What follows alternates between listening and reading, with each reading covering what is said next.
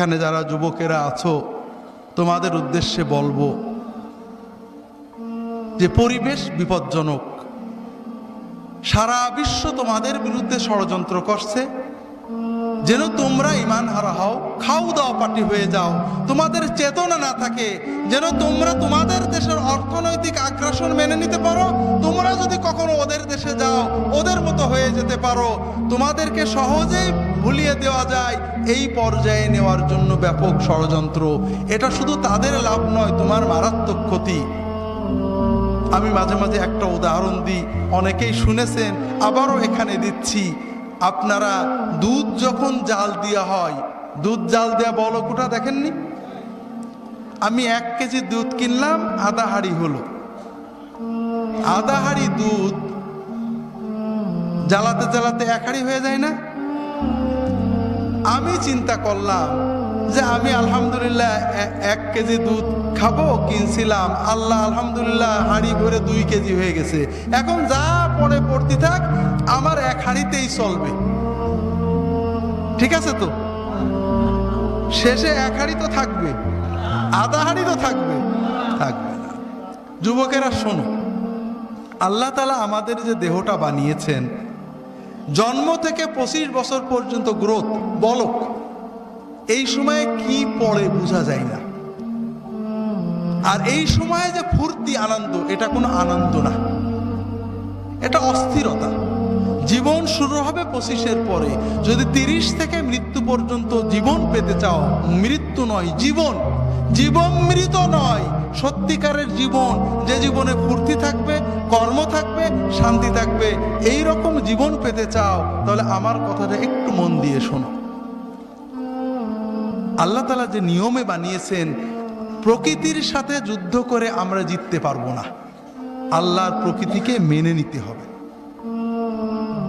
আল্লাহ তাআলা আমাদের সৃষ্টি করেছেন, প্রতিদিন 6-7 ঘন্টা তুমি ঘুমাবে, গভীর ঘুম, 1-2 ঘন্টা খেলবে, কঠিন পরিশ্রম, তোমার শরীর ঘেমে রক্ত টকবক করে বেরেনে যাবে। ফুটবল, হাডুডু, ব্যাডমিন্টন, ভলিবল, দৌড়, সাঁতার, এগুলো খেলতে হবে। এরপর 1-2 ঘন্টা আল্লাহর ইবাদত করতে হবে, আল্লাহর সালাত, সিয়াম, জিকির, যতটুকু পারা যায়। তাতে তোমার আত্মা সুস্থ হবে, তোমার মন পরিশুদ্ধ হবে, তোমার আত্মা, মন, দেহ সবকিছু প্রোডাক্টিভ হয়ে যাবে। এরপরে তুমি 4-5 ঘন্টা তোমার 25-এর পরের জন্য কর্ম বা শিক্ষা নেবে। এইভাবে যদি তুমি চলো, তাহলে তোমার জীবন গতিশীল হবে, তোমার জীবন ইনশাআল্লাহ মৃত্যু পর্যন্ত সচল থাকবে।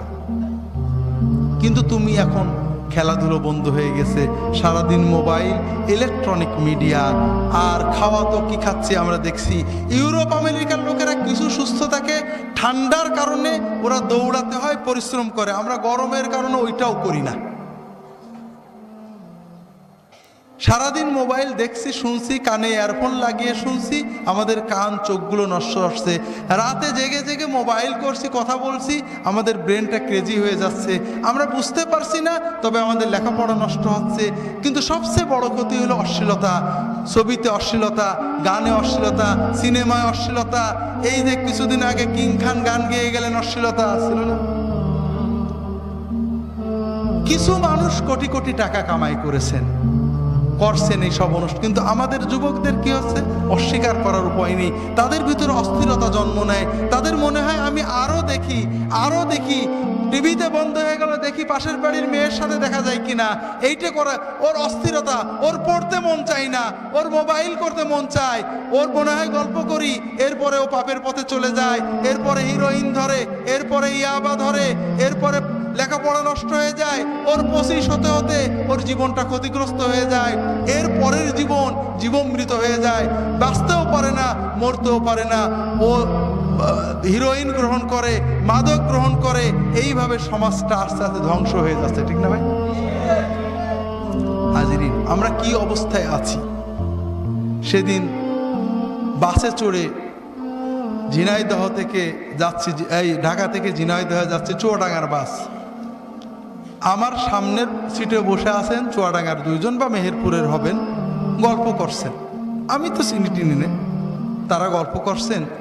যে কি বলবো ভাই, এখন এই যে যত ছাত্র নেতা, এর দলমত নির্বিশেষে যত ছাত্র নেতা আছে, যুব নেতা, এদের অধিকাংশ হিরোইন খায়, মাদক খায়, অনেকে মাদক ব্যবসা করে। কথা বুঝেছেন তো? এটা কি উনি ভুল? উনি কিন্তু রাজনৈতিক নেতা, পরে বুঝলাম, যে কোনো দলের। তিনি বলছেন যে এরাই তো কিছুদিন পরে জাতীয় নেতা হবে। কথা বুঝেছেন তো? নেতা হইরা মাদক বিরোধী কনসার্ট করবে, মাদককে না বলুন মিছিল করবে, কিন্তু রাত্রে বাড়ি যে নিজে মাদক নেবে এবং মাদকের ব্যবসা করবে, ঠিক না? তাহলে আমরা কোথায় চলেছি? হাজরিন, তোমরা শোনো বাবারা, যে যেখানে যাই যাক, তোমাদেরকে দুটো কথা বলি। প্রথম কথা হলো যে নামাজটা কখনো ছাড়বে না। নামাজকে যদি ধরে রাখতে পারো, ইনশাআল্লাহ নামাজ তোমাদেরকে ধরে রাখবে। সিনেমা হলে থাকো, গান শুনছিলে, টিভি দেখছিলে, ওয়াক্ত মতো নামাজটা পড়বে, পারলে জামাতে পড়বে। যে অবস্থায় থাকো, যদি জামাত ধরতে পারোনি কোনো কারণে, নামাজ জানো না, শুধু আল্লাহু আকবার দিয়ে নামাজ পড়বে, দাঁড়িয়ে আল্লাহু আকবার আল্লাহু আকবার নামাজ শিখতে থাকবে যতদিন শিখা পূর্ণ না হয়। দাঁড়িয়ে আল্লাহু আকবার, রুকুতে যে আল্লাহু আকবার, সেজদায় যে আল্লাহু আকবার, 10 বার 20 বার আল্লাহু আকবার দিয়ে সালাত আদায় করবে, এতেই সালাত আদায় হয়ে যাবে, তুমি পূর্ণ সওয়াব পেয়ে যাবে। হাজরিন, আর মাদক, অশ্লীলতা, এই দুটো পাপকে বিষের মতো পরিত্যাগ করবে, আলেম ওলামাদের সহবতে থাকার চেষ্টা করবে, জীবনটাকে একটু গুছিয়ে রাখার চেষ্টা করবে। আমার একটা ছোট্ট বই আছে, সহি মাসনুন ওজিফা।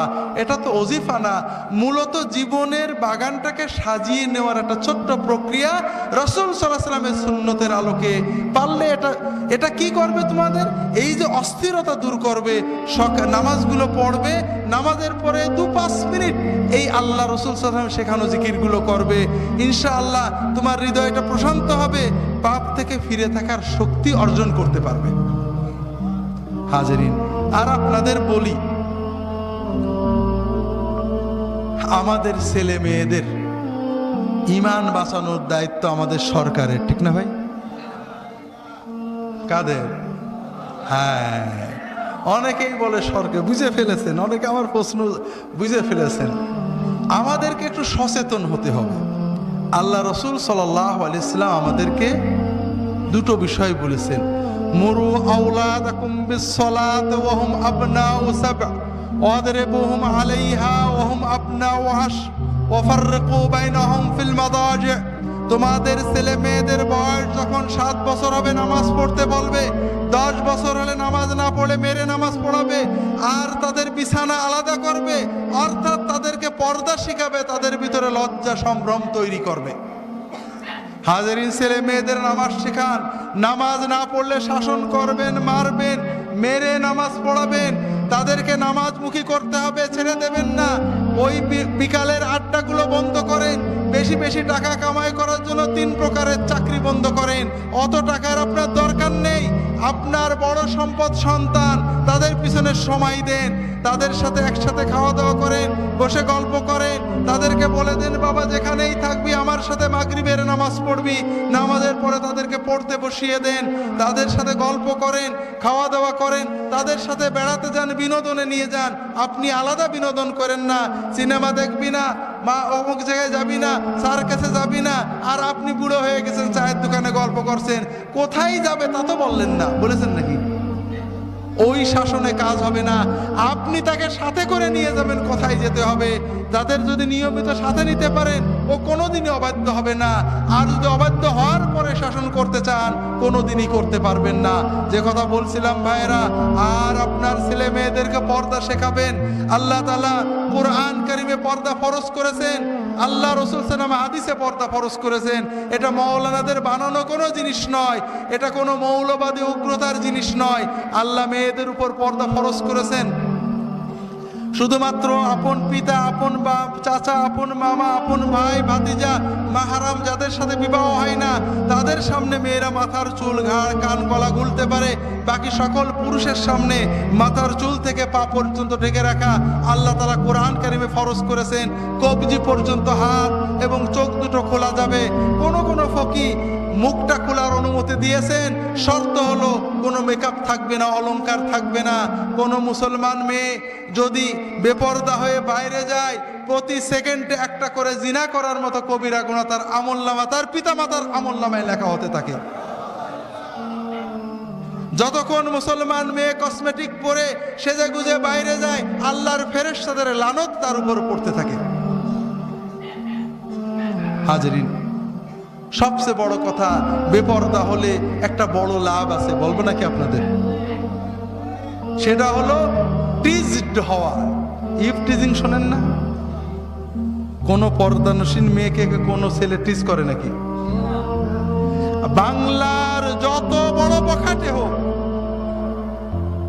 তার হৃদয়ে যে ন্যূনতম ঈমানটা আছে, যে কোনো বোরকা পরা মহিলা দেখলে সম্ভ্রম করে সরে যাবে, যাবে না?